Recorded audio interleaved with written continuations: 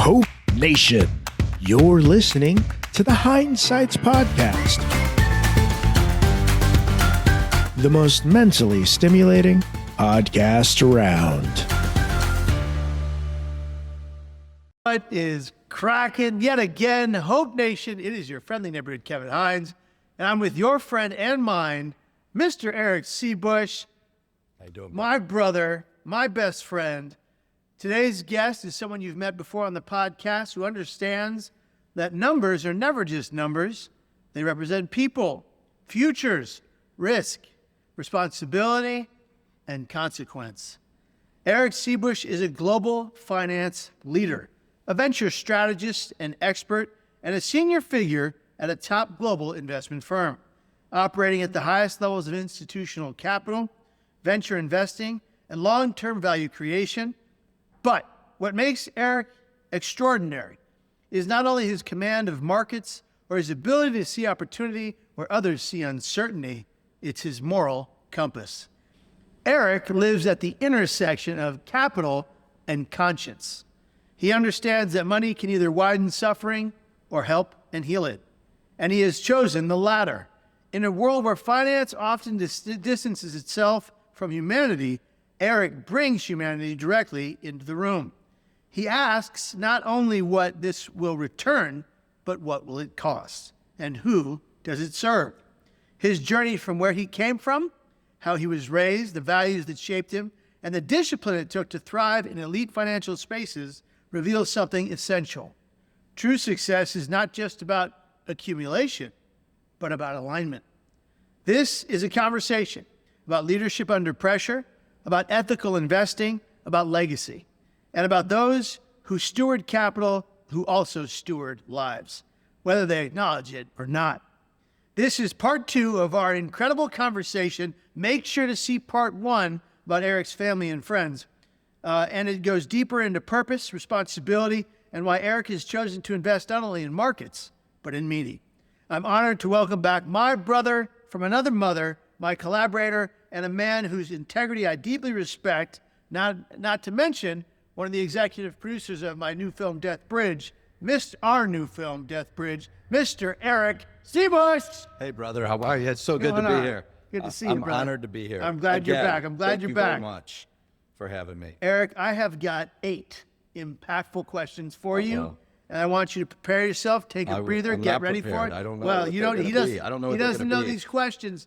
I can only imagine. Sometimes we send the questions ahead of time. Sometimes we don't. This is one we didn't. Okay, Erik, here we go. We're going to start off like we started off the first conversation we had, because it could be a different answer. How is your mental health today? Oh, fantastic today. Oh, there it is. It's always great to be hanging with you guys, spending time together. It's therapeutic in itself.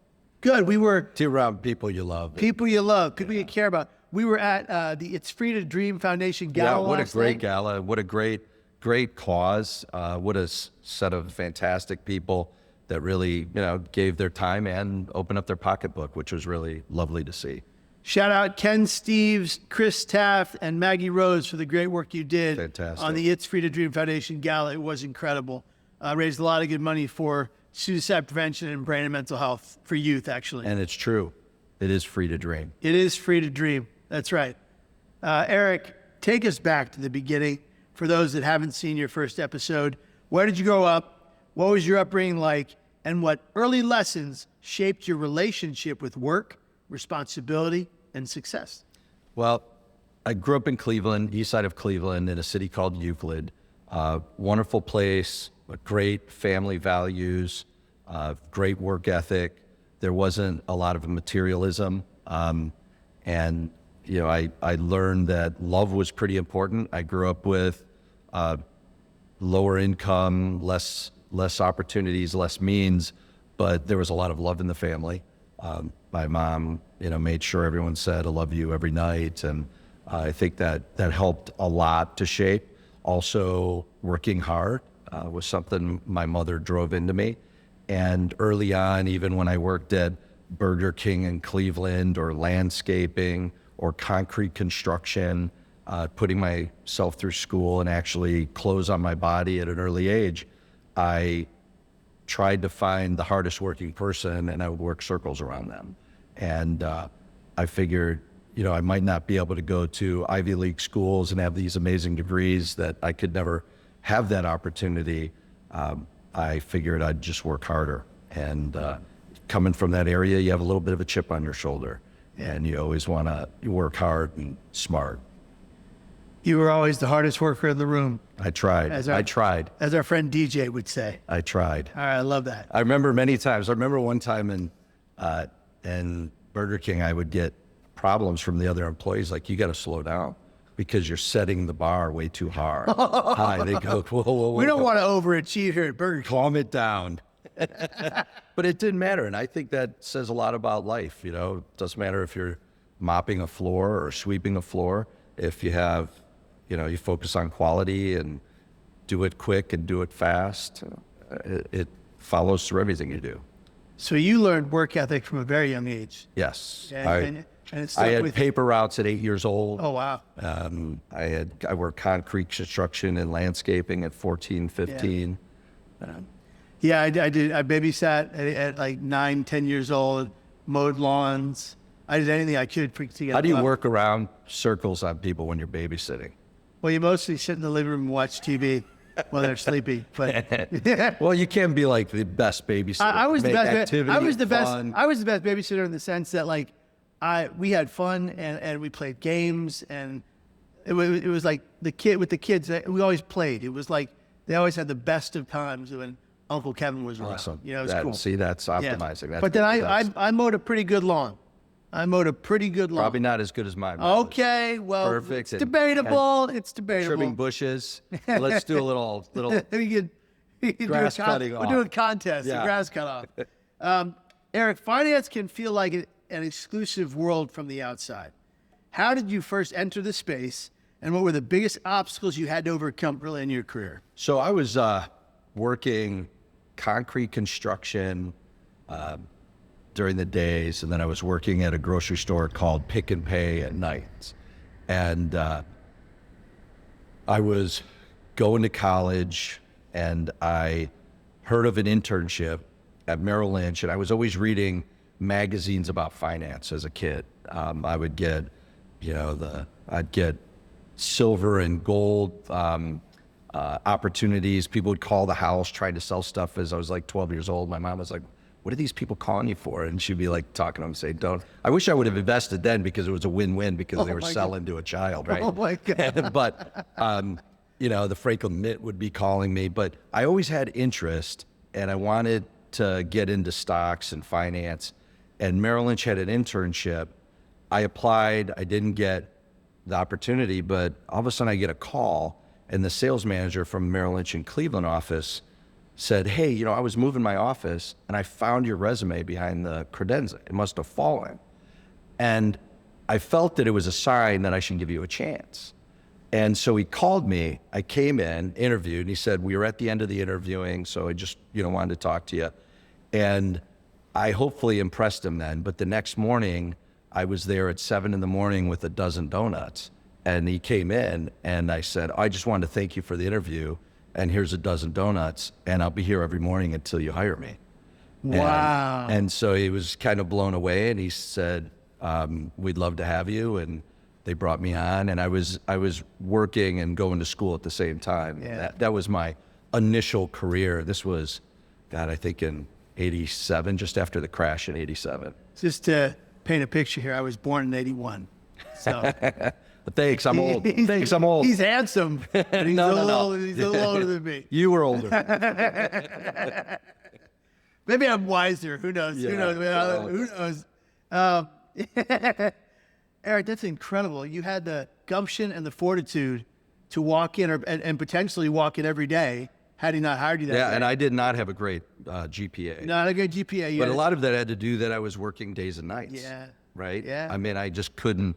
You had to sacrifice somewhere to help your family, right? And when I put the time to it in other university, I was like straight A's, top grades. But I just didn't have the ability to, because I had to put food in my mouth and clothes on my back.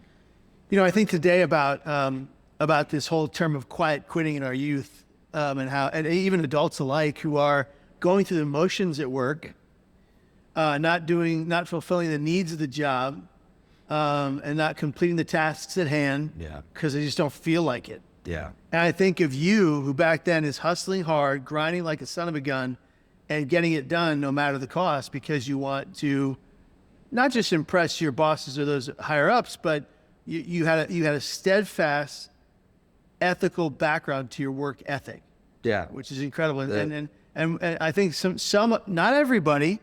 There are some young folks out there, and I say folks because I feel old already at 44. There are some young folks out there. There's some crypto bros and some AI geniuses out there that are making millions to billions of dollars. Some of them are as young as 17, 18, 19 years of age, and they've working very hard. They've figured it out, and they're working very hard, and they're making their money work for them, especially in the social media age. They're doing a great job. So we can't hate on them. They're doing wonderful work, and they're succeeding and they're thriving. But there is a contingent of our youth who are lackluster, not trying, not going after it, and they seem like they just don't care. Yeah. And I think more than them not caring, and more than something being like in the water, I think they're struggling mentally and they don't know how to cope with it. Could be. Yeah, I think it's part of it. Yeah, no, I think, it's not easy being young today.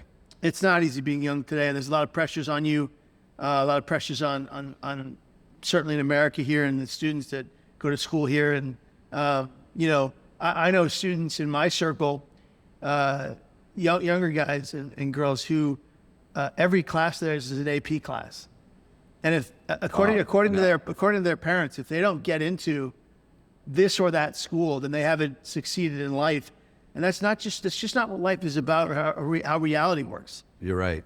They can survive. They can figure it out. They Like have you another chance. I did as well. I mean, it took me forever to finish my undergrad because I had to work at the same time.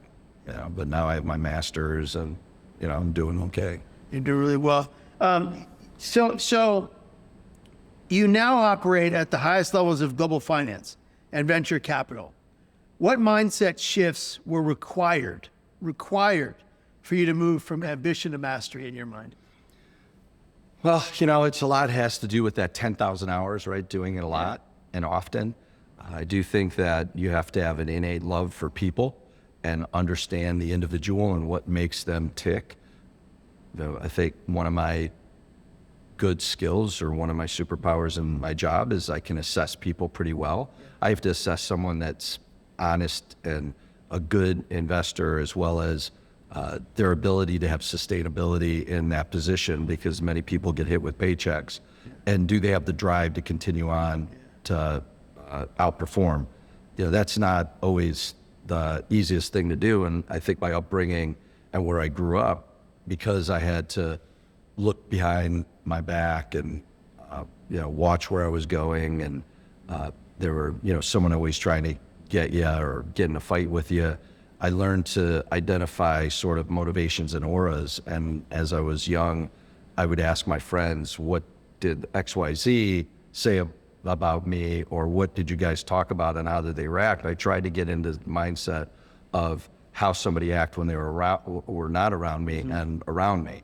And I started, not necessarily reading auras, but I used to call it street smarts. Yeah. And, having to have some sort of street smarts allowed me to, understand people a little bit more. Yeah.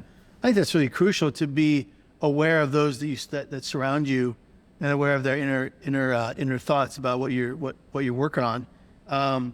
When they're with you and not. When they're with you and when they're not. It's interesting. I'm forgetting the saying, but it's like, what is someone doing when they're not, when nobody's looking? Nobody's watching them. Nobody's looking at them. No one's paying attention. What is someone up to, doing, engaging in? What are their proclivities? What are their insecurities? What are their all that stuff. Yeah, a little bit of that quiet quitting when we went to Zoom, it bothers me a little bit, because I look at it as stealing. Yeah. You're getting paid to do a job, and really, if you hate it that much, don't steal from them, because you're stealing time, and you're stealing from yourself, because if you're miserable in your job, you should move on. And time is a valuable commodity in life. They say that, I think the statistic, and I could be wrong, I've had a couple of statistics today on the podcast that I've made a mistake on. But I think the statistic is 80% of those at their deathbed only say aloud all of their regrets. We can look it up and find out, but Interesting. We'll look it up for the link in the description to make sure I'm right. But for all intents and purposes, something like 78% of people on their deathbed don't recount the beautiful things that happened to them. They recount and say aloud their most deepest regrets. And that makes me sad. Yeah. So if you are stuck in a job you hate, I'm not saying like go get fired right now. Yeah. I'm not saying go quit today.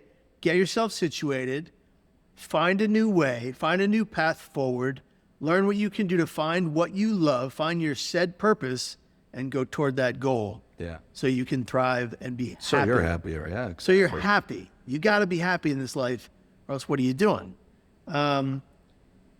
Venture investing, Erik, is maybe sometimes, I would say, seeing what others don't. Okay. Before the rest of the world catches up, what do you look for in founders? Ideas and opportunities that signals long-term value. Yeah. Well, I'm on the LP side of the world, which is called the limited partner that invests in the funds, that invest in the entrepreneurs. We do invest in entrepreneurs alongside those individuals. So then there are similarities between the managers we invest in and the entrepreneurs that they ultimately invest in. It's the drive, the proof of excellence in prior jobs or things they may have done. They could have been a Rubik's Cube champion. They could have been an Olympiad, something that proved their ability for excellence, or just excellent in picking companies. Yeah. Many companies they pick end up becoming unicorns, or what we look for is a 10x return on decent capital, because that returns the entire fund of the investment and makes those be the most performing funds there are. A lot of managers, a lot of venture capitalists that invest in entrepreneurs, they look for management. It's kind of the person. It's not necessarily the technology and idea, because I've learned over the years the best technology doesn't win. It's truly the best finance technology and the right team behind it and the right timing. Okay. So there's a lot that go into that, and that individual's ability to navigate failure, right? What is it? 40% or anywhere, it depends upon the stage of investing you have, but from 20 to 50% of startups fail, right? And so the entrepreneur has to learn from that and step up. And the venture capitalist has to learn to identify, what am I going to spend my time with, as well as looking at, is this new technology truly novel?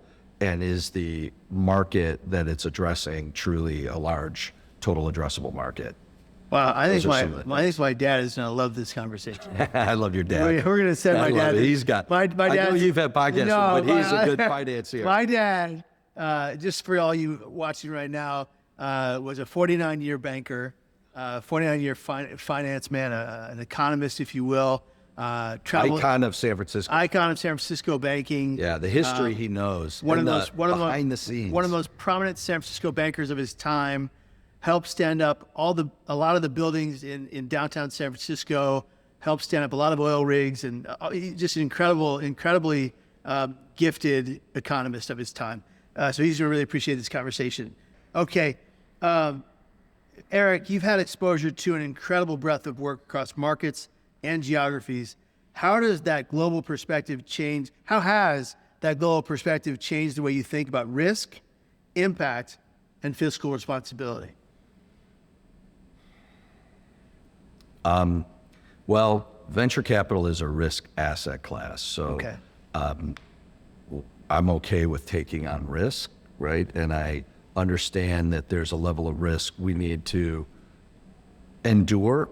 And it's just, there's unknowns, and you have to get comfortable with those unknowns. And you want to try to reduce them. You can never reduce them all, but you have to believe that the ones that are reduced are not monumental errors, right? And, you're going to get it wrong sometimes, but You got to get it right more often than not. So risk is not necessarily something we avoid. And there's actually managers that I talk to that I don't believe they're taking enough risk, right? They're not having companies go out of business, and they're very early stages. That means they may be playing it safe, and their returns typically prove that out. They become muted returns because they're not taking on that risk. Venture capital is where you take the big risks. You really go after the big leaps, big changes in markets, disruptive technology, where they become unicorns or return more than 10x your money. It's a definition that they use. It's called power law in venture capital. One asset really returns the entire fund and makes it a best performing fund. So all you need is one asset, every fund, that's going to really make the difference. And that's the power law. So that's from a risk perspective. Fiscal responsibility, I mean, obviously there's lots of governance involved in all steps of the ecosystem. And, I think people should try to bootstrap a little bit more, be very thoughtful about how they spend their capital, the deployment pace, where they spend their money, what their runway is until they have to raise more capital, because you don't want to run out of money. That's the whole point of the best technology doesn't win. And when I was a venture capitalist, there was companies that were some of the best technologies, but the founders could not raise capital appropriately to stay up against competition. And, that's pretty important. So that fiscal responsibility and ability to raise capital is very important. And then the third question was, there was the second one. The third one was, so what changed Fiscal what changed the way you think about the impact that these companies have? Yeah, so there's an underlying element that, when I was working at the venture capital fund with your wife, we started identifying that entrepreneurs were seeking to make a difference and change and solve issues and solve problems. And I love that, right? Particularly when it's to mental health, or it's to clean and green, it's to defense tech, it's to biotech, right? Love to see money being deployed into those areas because they're good for us. I mean, I know dating apps serve a purpose, but you don't feel as happy when you make a whole bunch of money from some social media dating app as you would solving our energy problems or curing cancer, right? So it's nice, and it's really nice to see that there's less of a capitalistic focus, I think, today than there was in the 80s and 90s, or early 2000s when I really started in this business. The idea that the focus now for a lot of groups is to empower a culture, a group, an organization for change, for betterment of society, for moving the needle forward, solving pain points of all kinds. And that pain point could be for a corporation. That pain point could be for an individual. That pain point could be for the environment. That pain point could be, a whole multitude of things.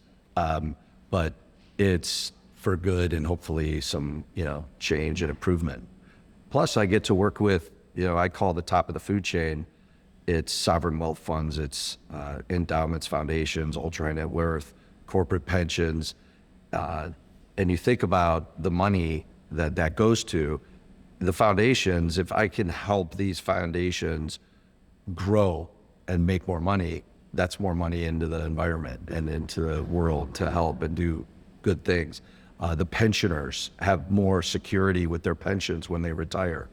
It's a wonderful position to be in, and to be able to help those entities have more money to do more with their money. And to do more good. Exactly. Beautiful. So we briefly touched upon this, but there's a growing conversation about ethics in finance. Yeah. You mentioned just doing good for people with money, but from your seat, what does responsible capital allocation truly mean, and where is the industry still falling short? Oh, wow. Still falling short. That's a tough one, and that puts me a little bit on the spot, but I tread carefully. No, I probably would have to tread carefully, but I don't think there's any reason to deviate from ethics and they need to be strong. And I try to surround myself with people in finance and invest in managers that invest in entrepreneurs that have the utmost level of ethics. And that's one thing I won't deviate from. And I've said many times that, I don't care how much money they make, their ethics and morals have to be, aligned.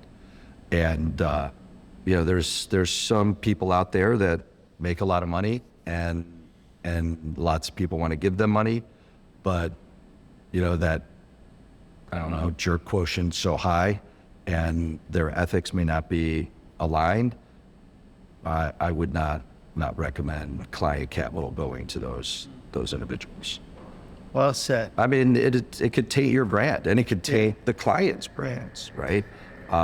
Why have that attached to you and potentially follow you for life? It's not worth it. For a few dollars, it's never worth it. Never.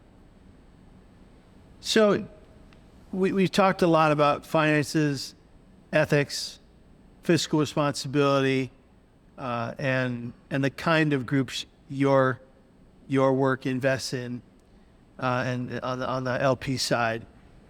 And you've chosen to align yourself today and recently with mental health and suicide prevention efforts. We've done quite a few pieces of media together. Yeah. From the movie Give Thanks. If you haven't seen it yet, the Thanksgiving film Give Thanks is on YouTube right now.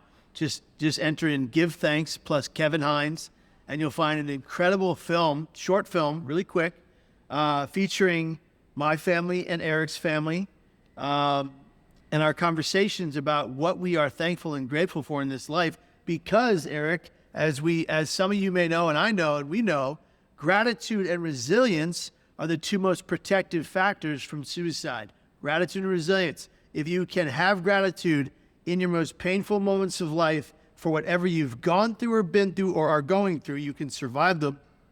And if you don't currently have a resilient background, if you can build resilience in your life, which is a tool like anything else that anyone can build, you can get through the hardest of times, the most difficult of struggles, the most dangerous of despairs. So you've chosen, as I said, to align yourself with mental health and suicide prevention efforts. What brought you personally to this work, and why does it matter to you beyond business? Well, I mean, obviously it touches everybody's lives. Had suicides, in my extended family, and, mental problems directly.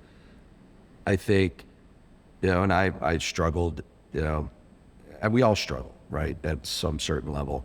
And, you inspired me a lot.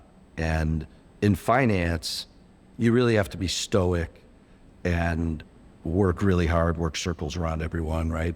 Like I do, but it's something that should be talked about more. And corporations do say they want work-life balance, but in the finance world, I don't really see that. Yeah. They just say, well, we pay them very well. And, money is not the solution. You do have to have some mental breaks. I asked one of my managers in the past, what's the average vacation time? Because they had the no vacation policy that is big in Silicon Valley and in tech companies. And I was shocked by the low number. And I saw how hard these people worked, and I was worried about burnout. And I think we're seeing burnout left and right in the finance industry. And my line of questioning, I'm happy to hear that manager now forces implementation of vacation, because they found out 3 of the senior partners had taken no vacation, right? That's a quick recipe for burnout and mental problems and family problems, and it carries on. But, work you're doing, other entities like The Real trying to tackle finance and talk about it.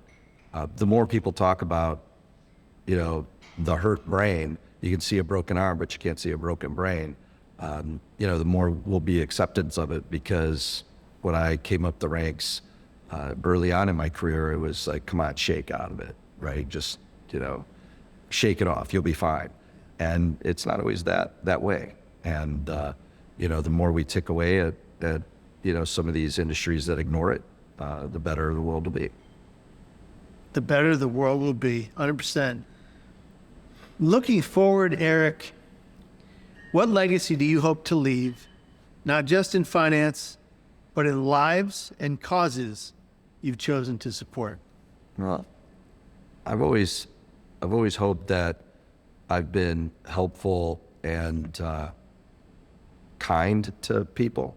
I always like to hear when someone shares with me, oh, they think you're wonderful, or you're a good person. And I try to be,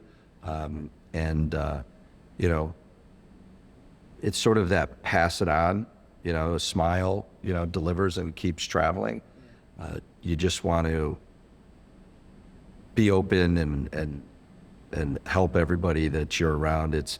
I have this give before you ask, and don't give because you think there's an ask. Yeah. And if you live by that mantra, particularly in the finance world, hopefully it spreads and it helps everyone. And if it comes back to you, great, but that's not why you do it. It's not why they do it. It's not why you do it. You give because giving is the true receiving in this life. And when you give to others of your time, of your energy, of your effort, and of your funds, people that are in desperate need of it, you can save and change their life, just like Erik is a part of every day. Erik, okay, last moment here, and then I'm gonna get into my outro for you. But if you could look at that camera in just a moment, and if you could talk to those young venture capitalists, those young entrepreneurs, those young finance experts that just have come out of college, gotten their degree in economics or finance, whatever it is, and they are in the middle of that career. They've just started and they're already burnt out and they're already struggling and they're already hurting mentally and they don't have enough time off to balance their brains. What do you say to them to help them keep going? Well, one, try to take a break and ask for help. Ask for help from your friend, your family, professionals to help you deal with that and manage it. Life is too important. You don't want to burn yourself out. And you're not going to help the company or yourself or those around you if you do burn out. So try to do your best to keep it in check, but help is always there. Help is always there. You deserve to be here until your natural end. Suicide is never the solution to your problem. It is the problem. Suicidal ideations are the greatest liars we know. Don't listen to them. Suicide does not, cannot, and will not ever take the pain away. It just makes it impossible for things to ever get better.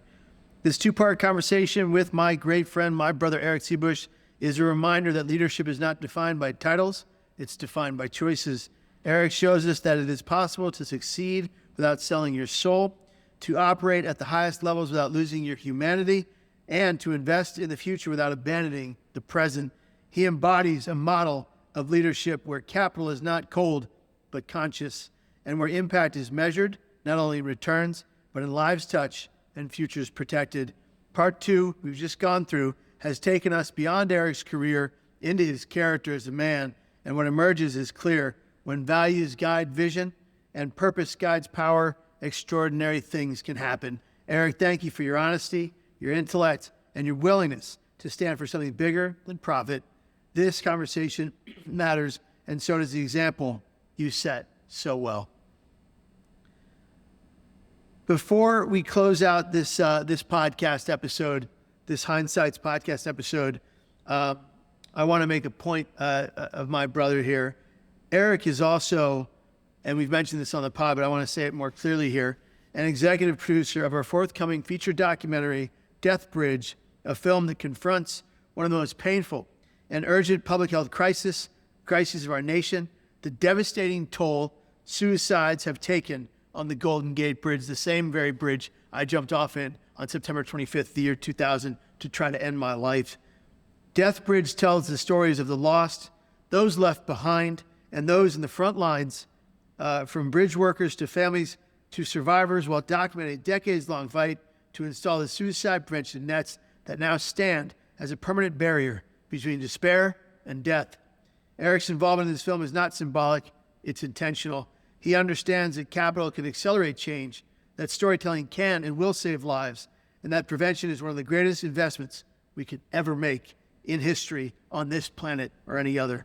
By lending his leadership, resources, and belief to Death Bridge, Erik is helping to ensure that the Golden Gate Bridge is no longer a place of loss, but a symbol of hope, intervention, and a life preserved forever. This is what impact looks like when finance meets humanity. We're executive producing the film alongside our dear friends, Zach Williams, and our lead executive producer, Logan Paul. That's right, Logan Paul, the famous Logan Paul, incredible entertainer, YouTuber, and fascinating human being, is getting behind this film in a big way and making sure it gets to you ASAP so we can save more lives. This is Kevin Hines. This is the Hindsight's podcast. Take care, be well, and whatever you do, be here tomorrow and every single day after that. You are loved, you are valued, and you are worthy, and your life, I promise you, your life is worth living. Hope Nation, you're listening to the Hindsight's podcast. The most mentally stimulating podcast around.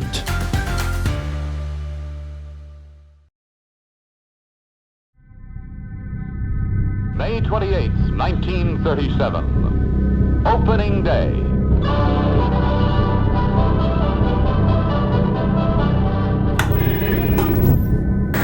For nearly 90 years, the Golden Gate Bridge has stood as one of the most beautiful landmarks in the world, but it has also carried a devastating legacy. In international news, death by suicide rates continue to rise at the Golden Gate Bridge in San Francisco. It is the single most utilized spot for suicide in the world. I know this pain firsthand. At 19 years old, I leapt from the Golden Gate Bridge. I was getting a call from Marin General Hospital that my son had jumped from the Golden Gate Bridge. I was devastated. By the grace of God, the Coast Guard, and yes, a sea lion that kept me afloat, I was given a second chance. Thousands of others, however, were not as fortunate. Every one of those deaths ripples outward like a tidal wave. Coast Guard officers who should be guarding our waters are called to recover the bodies. We have an airwire of about 650 nautical miles of coastline. The bridge patrol who save lives but lose others. They don't hit the water and go, peacefully into the night. Sometimes the bodies are things you'd see on a horror show, causing irreparable trauma to them. But why did it take 90 years to get a net raised? Why did it have to cost thousands of lives? From 1937 till 2000, the Golden Gate Bridgeport did nothing.